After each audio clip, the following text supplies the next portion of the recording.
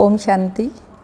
बाबा के 13/5/2022 के साकार अनमोल धारणा युक्त मधुर महावाक्य हैं, जिनमें बाबा ने कहा है कि बच्चे पढ़ाई मोस्ट वैल्यूएबल है, जो रोज़ पढ़नी है, कभी भी पढ़ाई मिस नहीं करनी है।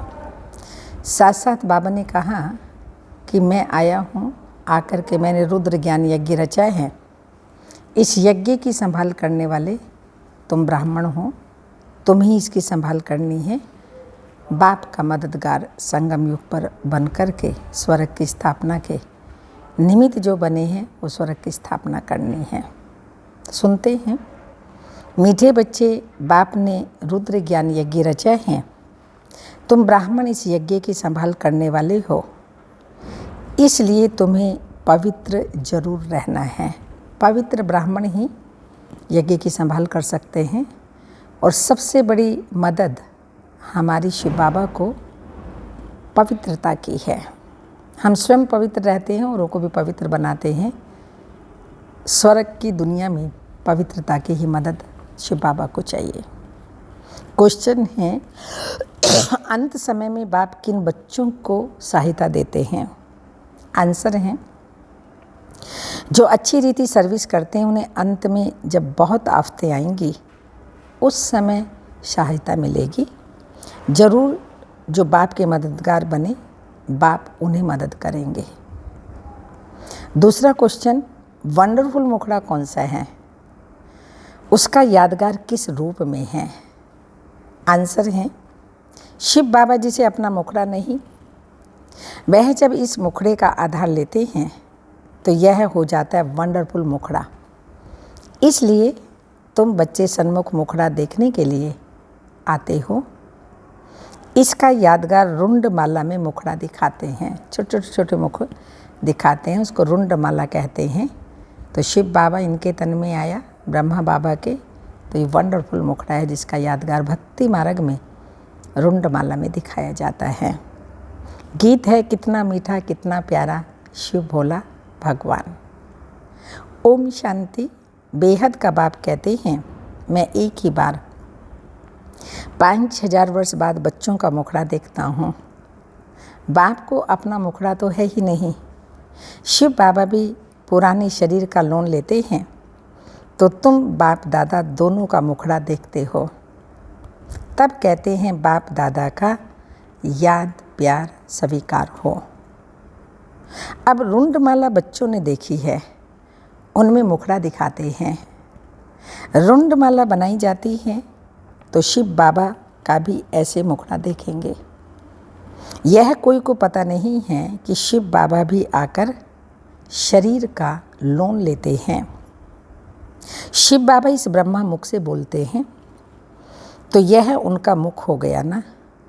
इस समय एक ही बार बाप आकर बच्चों का मुखड़ा देखते हैं। कल्प में एक ही बार जब बाबा आते हैं, बच्चों को पढ़ाते हैं, तो बच्चों का मुखड़ा देखते हैं।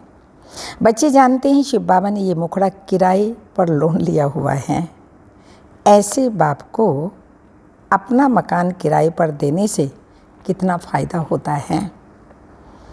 पहले पहले इनके कान सुनते हैं, भल फट से तुम सुनते हो, परंतु तो भी सबसे नज़दीक इनके कान हैं। तुम्हारी आत्मा तो दूर बैठी है ना, आत्मा कान द्वारा सुनेगी तो थोड़ा फर्क रहता है। तुम बच्चे यहाँ आते हो सन्मुख मुखड़ा देखने। यह है वंडरफुल मुखड़ा। शिवरात्रि मनाते हैं तो ज़रूर शिव बाबा जो निराकार हैं, वह यहाँ आकर प्रवेश करते हैं। तो उनका भी यह भारत देश हुआ। भारत है अविनाशी परम पिता परमात्मा का बर्थ प्लेस, परंतु उनका बर्थ अन्य मनुष्य सदस्य नहीं है। स्वयं कहते हैं, मैं आकर इनमें प्रवेश करता हूँ और फिर बच्चों को ज्ञान सुनाता हूँ। और सभी आत्माओं का अपना अपना शरीर है, मेरा कोई शरीर नहीं है। शिव का हमेशा लिंग रूप दिखाएंगे। रुद्र यज्ञ जब रचते हैं तो मिट्टी के गोल गोल लिंग बनाते हैं। शालिग्राम छोटे छोटे बनाते हैं। शिवलिंग बड़ा बनाते हैं। वास्तव में छोटे बड़े हैं नहीं। आत्मा का रूप एक ही साइज है, ज्योति बिंदु, अति सूक्ष्म, परंतु कर्तव्य के आधार पर, महिमा के आधार पर शिव बाबा का लिंग बड़ा बनाते, बाकी आत्माओं के छोटे छोटे बनाते हैं।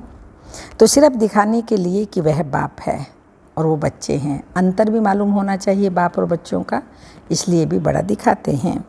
पूजा भी दोनों की अलग अलग करते हैं। समझते भी हैं कि वह शिव हैं, वह शालिग्राम हैं। ऐसे तो नहीं कहते सभी शिव ही शिव है, नहीं, शिवलिंग बड़ा बनाते हैं और शालिग्राम छोटे छोटे बनाते हैं। ये सब बच्चे हैं, उनके साथ निराकार शिव बाबा के साथ आत्मा रूपी बच्चे। बाबा ने समझाया है इन शालिग्रामों की पूजा क्यों करते हैं, क्योंकि तुम सब आत्माएं हो ना, तो इस शरीर के साथ भारत को श्रेष्ठाचारी बनाने की सेवा करते हो। शिव बाबा की श्रीमत पर शालिग्राम ले रहे हैं, यह भी ज्ञान यज्ञ रचा हुआ है। माना बाबा की श्रीमत ले रहे हैं, जिसके आधार पर स्वर्ग की स्थापना करते हैं। तो यह है रुद्र शिव बाबा। शिव बाबा बोलते हैं, शालिग्राम भी बोलते हैं। यह अमर कथा सत्यनारायण की कथा है। मनुष्य को नर से नारायण बनाते हैं। सबसे ऊंच पूजा उनकी हुई ना। आत्मा कोई बहुत बड़ी नहीं है, बिल्कुल बिंदी मिसल है। उनमें कितनी नॉलेज है, कितना पार्ट भरा हुआ है। इतनी छोटी सी आत्मा कहती है मैं शरीर में प्रवेश कर पार्ट बजाता हूँ। शरीर कितना बड़ा है। शरीर में आत्मा प्रवेश होने से छोटेपन से ही पार्ट बजाने लग पड़ती है। अनादि अविनाशी पार्ट मिला हुआ है।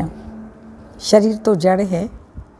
उनमें जब चैतन्य आत्मा प्रवेश करती है, उनके बाद गर्भ में सजाएं खाने लगती हैं। सजाएं भी कैसे खाती है, भिन्न भिन्न शरीर धारण कर। जिस को जिस रूप से दुख दिया है, तो वह साक्षात्कार करते जाते हैं। दंड मिलता जाता है।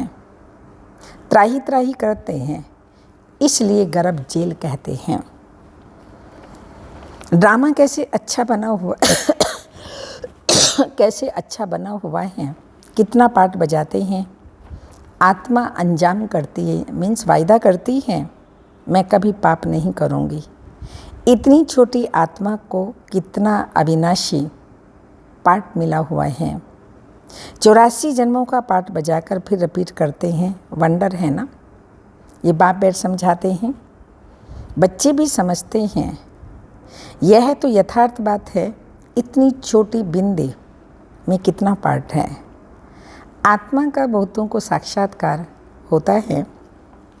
गाते भी हैं, आत्मा स्टार हैं, जो भ्रकुटी के बीच में रहती हैं। कितना पार्ट बजाती है। इसको कुदरत कहा जाता है। तुम तो जानते हो हम आत्मा एक शरीर छोड़ दूसरा लेते हैं, कितना पार्ट बजाते हैं। हमको बाबा आकर समझाते हैं, कितनी ऊंच नॉलेज है। दुनिया में कोई भी यह नॉलेज नहीं जानते। यह भी तो मनुष्य ही था ना, इनमें अब बाप ने प्रवेश किया है। ऐसे नहीं गुरु गोसाई चेला होगा, उससे रिद्धि सिद्धि सीखे हैं।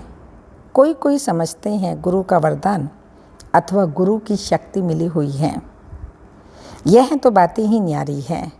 सन्मुख सुनने में तुमको बहुत मज़ा आता है। जानते हो हमको बाबा सन्मुख समझा रहे हैं। बाबा भी इतना छोटा है जितना हम आत्मा छोटी हैं। उनको कहा जाता है परम पिता परमात्मा, सुप्रीम। परम माना सुप्रीम, परे ते परे परम धाम में रहने वाला है। परे ते परे तुम बच्चे भी रहते हो। बाकी कितनी महीन बातें बाप सुनाते हैं। शुरुआत में थोड़ी समझाते थे। दिन प्रतिदिन तुम बच्चों को कितनी गंभीर नॉलेज मिलती रहती है। कौन देते हैं? ऊंचते ऊंच भगवान। वह आकर कहते हैं बच्चे, आत्मा कैसे ऑर्गन्स द्वारा बात करती है, गाते भी हैं भ्रकुटी में चमकता अजब सितारा, परंतु सिर्फ कहने मात्र कहते हैं, किसी की भी बुद्धि में नहीं आता। किसको यह नॉलेज है ही नहीं जो समझावे। तुम्हारे में भी ये बातें बहुत कम समझते हैं। जो समझते हैं इन बातों को, जो समझते हैं वह फिर अच्छी रीति धारण करते हैं और फिर धारण कराते भी हैं, अर्थात वर्णन करते हैं। परम पिता परमात्मा कहते हो तो पिता से जरूर वर्षा मिलना चाहिए ना, स्वर्ग के मालिक होने चाहिए, उन्हों को जरूर वापसी स्वर्ग का वर्षा मिला होगा। कहाँ वर्षा दिया? क्या सतयुग में दिया? जरूर पास्ट के कर्म हैं। कब दिया बाबा ने वर्षा? संगम युग पर जो प्रारब्ध सतयुग में पाई। अभी तुम कर्मों की थ्योरी को समझते हो। तुमको बाबा ऐसे कर्म सिखलाते हैं जिससे तुम ऐसे बन सकते हो। ऐसे अर्थात श्री लक्ष्मी और श्री नारायण पद की प्राप्ति करते हैं। जब तुम ब्रह्ममुख वंशावली हो तो तुम शिव बाबा ब्रह्ममुख से तुमको यह नॉलेज सुनाते हैं। कितना रात दिन का फर्क है, कितना घोर अंधियारा हो गया है, कोई भी बाप को नहीं जानते। हमारा बाबा कौन है कुछ भी पता नहीं है। सृष्टि चक्र कैसे फिरता है कुछ भी नहीं जानते। गाया हुआ है अहिल्याएँ कुब्जाएँ गणिकाएँ जो हैं उनको आकर के पढ़ाते हैं। प्रदर्शनी में बहुत बड़े बड़े आदमी भी आते हैं, परंतु उनकी तकदीर में नहीं है। बाबा है ही गरीब निवाज। 100 में से मुश्किल कोई एक साहूकार निकलेगा। 100 भी ऊंच पद पाने का पुरुषार्थ कोई विरला ही करते हैं। तुम हो गरीब। माताओं के पास बहुत पैसे आदि थोड़ी रहते हैं। कन्याओं के पास कहाँ से आए? वह तो फिर हाफ पार्टनर हैं। कन्या को तो कुछ भी मिलता ही नहीं है। वह वहाँ चली जाती है, वहाँ माना ससुराल में, तो क्या बनती है? हाफ पार्टनर बनती है, वर्षा नहीं ले सकती है। बच्चे तो फुल मालिक होते हैं। तो ऐसी कन्याओं को ही पहले पहले बाप अपना बनाते हैं। जिनके पास कुछ नहीं होता, गरीब होती हैं, उनको बाबा अपना बनाते हैं। सतयुग का वर्षा 21 जन्मों के लिए देते हैं। तो इसलिए बाबा कहते हैं मैं गरीब निवाज भी हूँ। पहले बाप अपना बनाते हैं। एक तो पढ़ाई की ब्रह्मचारी लाइफ है, पवित्र रहती हैं कन्या, इसलिए बाबा का बहुत प्यार होता है। गरीब हैं, पवित्र हैं, इनकी ही पूजा होती है सारी इस समय की बातें। इस समय तुम्हारी एक्ट चलती है जो फिर पूजी जाती है। शिव जयंती बगैर कृष्ण जयंती हो न सके। जब तक शिव बाबा ना आए और ऐसा कृष्ण के समान ना बनाए तो जयंती उसकी हो कैसे सकती। तुम जानते हो शिव जयंती फिर कृष्ण की फिर राम की जयंती। शिव जयंती से जगदम्बा जगत पिता का भी जन्म होता है, तो जरूर जगदम्बा का ही वर्षा मिलेगा, जगत का वर्षा मिलेगा। सारी जगत का मालिक तुम बनते हो। जगत माता है जगत की मालिक। जगदम्बा का बहुत मेला लगता है। ब्रह्मा को इतना नहीं पूछते तो बाप माताओं को आगे रखते हैं। शिव शक्तियाँ माताओं को सबने ठोकरें मारी हैं, खास पतियों ने। यह तो पतियों का पति है। कन्याओं को समझाते हैं ये जगदम्बा की बच्चियाँ मास्टर जगदम्बा हुई ना। यह बच्चियाँ भी हैं माँ जैसे कार्य कर रही हैं। ये बच्चियाँ जैसे मम्मा ने कार्य किया वही कार्य ज्ञान सुनाने का, स्वर्ग की स्थापना के निमित्त बनने का कर रही हैं। मम्मा मिसल तुम भी त्रिकालदर्शी हो। मेल फीमेल दोनों हैं। प्रवृत्ति मार्ग है ना, मेजॉरिटी माताओं की है। नाम भी इन्हों का बाला है। ब्रह्मा का इतना बाला नहीं है। सार सिद्ध ब्राह्मण ब्रह्मा को पूछते हैं। 2 प्रकार के ब्राह्मण होते हैं, सार सिद्ध और पुष्करणी। शास्त्र सुनाने वाले अलग होते हैं। ये सब बातें बाप बैठ समझाते हैं। कैसे यह चक्र फिरता है, कैसे मैं आता हूँ। वायदा तो है ना, मैं फिर से 5000 वर्ष के बाद ज्ञान सुनाऊंगा। भगवान बच्चों से वायदा करते हैं, अभी भी ज्ञान सुना रहा हूँ, फिर 5000 वर्ष के बाद आकर के ज्ञान सुनाऊंगा। गीत में भी है ना, जो पास्ट हो जाते हैं वो फिर भक्ति मार्ग में गाया जाता है। यह तो अनादि ड्रामा है, कभी शूट नहीं होता, इनका कोई आदि मध्य अंत नहीं है, चलता ही आता है। तो बाप आकर समझाते हैं ये ड्रामा कैसे चलता है। 84 जन्म तुमको ही भोगना पड़ता है। तुम ही ब्राह्मण देवता क्षत्रिय आदि वर्ण में आते हो। शिव बाबा और ब्राह्मण दोनों को गुम कर दिया है शास्त्रों में। ब्रह्मा द्वारा तुम ब्राह्मण बनते हो, ब्राह्मण ही यज्ञ संभालते हैं। पति तो यज्ञ संभाल न सके। यज्ञ जब रचते हैं तो विकार में नहीं जाते, यात्रा पर भी विकार में नहीं जाते। तुम हो रूहानी यात्रा पर, तो विकार में जा नहीं सकते हो, नहीं तो विघ्न पड़ जाएंगे। तुम्हारी है ही रूहानी यात्रा। बाबा कहते हैं मैं आता हूँ तुम बच्चों को ले जाने, मच्छरों सदस्य ले जाऊँगा। वहाँ हम आत्माएं रहती हैं, वह है परम धाम जहाँ आत्माएं निवास करती हैं। फिर हम आते हैं देवता क्षत्रिय वैश्य शूद्र बनते हैं, अभी फिर ब्राह्मण बने हैं। जो ब्राह्मण बनेगा वही स्वर्ग में चलेगा। ब्राह्मण सो देवता कहते हैं ना, जब तक ब्राह्मण नहीं बना है तो देवता नहीं बन सकता, तो स्वर्ग में जा नहीं सकता। वहाँ भी झूले में तो झूलते ही हैं ना, वहाँ तो तुम रतन जड़ित झूले में झूलेंगे। श्री कृष्ण का झूला अच्छा श्रृंगारते हैं, उनके साथ सबका प्यार है। गाते हैं ना, भजो राधे गोविंद चलो वृंदावन आदि आदि। अभी तुम प्रैक्टिकल में वहाँ चलने के लिए तैयार हो रहे हो। जानते हो हमारी मनोकामनाएं पूरी होती हैं। अभी तुम ईश्वरीय पुरी में चलते हो।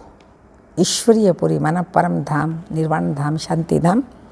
जानते हो बाबा हमको कैसे ले जाते हैं? कैसे ले जाते हैं शिव बाबा? मक्खन से बाल। बाप तुमको कोई तकलीफ नहीं देते, कैसे सहज बादशाही देते हैं। तो बाप कहते हैं जहाँ चलना है उस अपनी कृष्णपुरी को याद करो।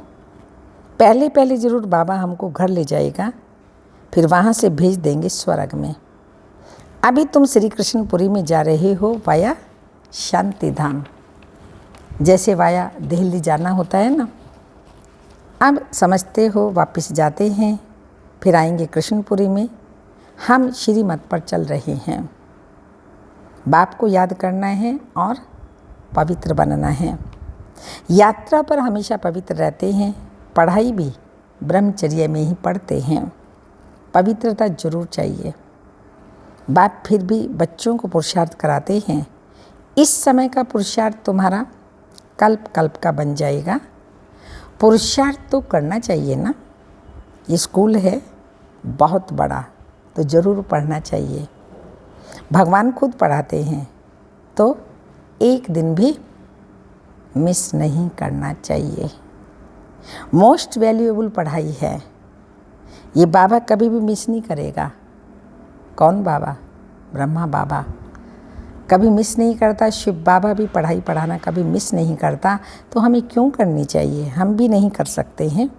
एक दिन भी मिस नहीं करना चाहिए। मोस्ट वैल्यूएबल पढ़ाई है, ये बाबा कभी भी मिस नहीं करेगा। यहाँ तुम बच्चे सन्मुख खजाने से झोली भर सकते हो। जितना पढ़ेंगे उतना नशा चढ़ेगा। बंधन नहीं है तो फिर ठहर सकते हैं, परंतु माया ऐसी है जो बंधन में बांध देती है। बहुत हैं जिनको छुट्टी भी मिलती है, तो बाबा कहते हैं पूरा रिफ्रेश हो जाओ। बाहर जाने से फिर वो नशा नहीं रहता है। बहुतों को सिर्फ मुरली पढ़ने से भी नशा चढ़ जाता है। बड़ी आफतें आनी हैं। मदद उनको मिलेगी किनको? अंत में। अभी चल रहा है अंत का समय, बहुत आफतें आएंगी, चाहे प्राकृतिक है, मनुष्यों की है, वगैरह वगैरह। तो बाबा ने कहा मदद सहायता उनको मिलेगी जो मददगार बनेंगे, बाबा को मदद करेंगे, तो उन्हें ही अंत में मदद मिलेगी। अच्छी रीति सर्विस करेंगे तो उनको अंत में सहायता भी मिलती है। अच्छा, मीठे मीठे सिक्के लदे बच्चों प्रति माता पिता बाप दादा का याद प्यार। Good morning, diamond morning. रूहानी बाप की रूहानी बच्चों को नमस्ते। हम रूहानी बच्चों की रूहानी माता पिता बाप दादा को याद प्यार, गुड मॉर्निंग, डायमंड मॉर्निंग, ओम नमस्ते। धारणा के लिए मुख्य सार हैं, पढ़ाई मोस्ट वैल्यूएबल है। स्वयं भगवान पढ़ाते हैं, इसलिए एक दिन भी मिस नहीं करनी है। ज्ञान खजाने से रोज झोली भरनी है। सेकंड पॉइंट, ये पढ़ाई का समय है, यात्रा पर चल रहे हैं। रुद्र यज्ञ की संभाल करनी है, इसलिए पवित्र जरूर रहना है। किसी भी विकार के वश हो, विघ्न नहीं डालना है। वरदान, भाग्य विधाता बाप द्वारा मिले हुए भाग्य को बांटने और बढ़ाने वाले। जितना भाग्य बांटेंगे बढ़ेगा उतना, तो बांटने व बढ़ाने वाले खुश नसीब भाव। सबसे बड़ी खुश नसीबी यह है, कौन सी? जो भाग्य विधाता बाप ने अपना बना लिया, और उस भाग्य विधाता को हमने अपना बना लिया, उसने हमें अपना बना लिया। ये बहुत बहुत बड़ा ऊंचे से ऊंचा भाग्य है। दुनिया वाले तड़पते हैं कि भगवान की एक सेकंड भी नज़र पड़ जाए, और आप सदा नैनों में समाये हुए हो। भगवान के हम नैनों में समाये हुए हैं। इसको कहा जाता है खुश नसीब। भाग्य आपका वर्षा है, संगम युग का वर्षा हमारा भाग्य है। सारी कल्प में ऐसा भाग्य अभी ही मिलता है, तो भाग्य को बढ़ाते चलो। बढ़ाने का साधन है बांटना। जितना औरों को बांटेंगे अर्थात भाग्यवान बनाएंगे, उतना भाग्य बढ़ता जाएगा। स्लोगन, निर्विघ्न और एकरस स्थिति का अनुभव करना है, तो एकाग्रता का अभ्यास बढ़ाओ। कितनी सुंदर बात बाबा ने बताई। निर्विघ्न एकरस स्थिति का अनुभव करना है, तो एकाग्रता को बढ़ाओ। अमृत वेले की पॉइंट है, अपना ऑक्यूपेशन याद रखो। क्या है हमारा ऑक्यूपेशन? हाँ, हम ऊंचे से ऊंचे ब्राह्मण हैं, ब्रह्मा कुमार कुमारी हैं। अमृत वेले और फिर सारे दिन में बीच बीच में अपना ऑक्यूपेशन याद करो, मैं कौन हूँ। क्योंकि काम करते करते स्मृति मर्ज हो जाती है कि मैं राजयोगी हूँ। इसलिए इमर्ज करो, ये नियम बनाओ। राजयोगी माना अपनी कर्म इंद्रियों पर राज्य करने वाला। राजयोगी माना कंट्रोलिंग पावर, रूलिंग पावर। तो ये सारा दिन स्मृति रखो, कुछ नियम बनाओ। ऐसे नहीं समझो कि हम तो हैं ही राजयोगी, लेकिन राजयोगी की सीट पर सेट होकर रहो। नहीं तो चलते चलते कर्म में बिजी होने के कारण योग भूल जाता है। सिर्फ कर्म ही रह जाता है, लेकिन आप कर्म योगी कंबाइंड हो। योगी सदा ही रूलिंग पावर, कंट्रोलिंग पावर वाले होते हैं। फिर राजयोगी डबल पावर वाले कभी भी व्यर्थ सोच ही नहीं सकते।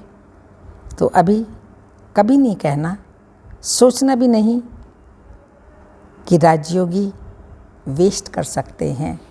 राजयोगी अपना समय, संकल्प, श्वास, तन, मन, धन सब कुछ सफल करते हैं और सफलता प्राप्त करते हैं।